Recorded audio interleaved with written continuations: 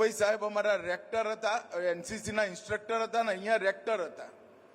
હું નાનપણથી ક્લીન સેવ નતો કરતો, દાઢી આવી જ રાખતો હતો. નટુભાઈએ બહુ સ્ટ્રિક્ટ ડિસિપ્લિન આગ્રહી હતા. હું દાઢી ના કપાવું એટલે 4 રાઉન્ડ રાઇફલ ઊંચી કરીને ગુજરાત કોલેજમાં રાઉન્ડ મલાવવાની સજા મને કરતા.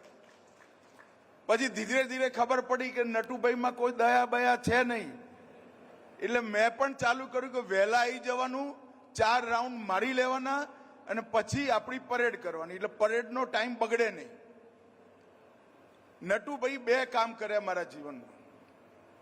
નટુભાઈને એક ગિલ સાહેબ હતા, એમને મને એક દાડો બેઠાડ્યો, એમને મને બોલાયો અને કહ્યું, ભાઈ તને ખબર છે તું સરદાર નથી, તારે દાઢી કરીને આવવું જોઈએ, એનસીસીની ડિસિપ્લિન છે, તું દાઢી કરીને આવતો નથી અને તારે રોજ 4 ચક્કર કાપવા પડે છે, એવું કેમ કરે?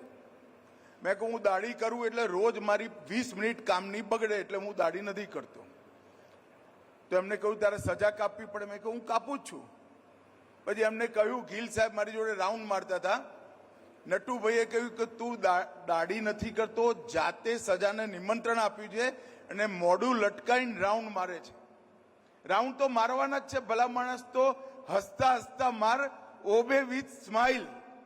જીવનમાં જે આવી પડ્યું હોય એને હસતા હસતા સ્વાગત કરી સ્વીકારવું, એનો પહેલો શિક્ષણ મને નટુભાઈ સાહેબે આપ્યું.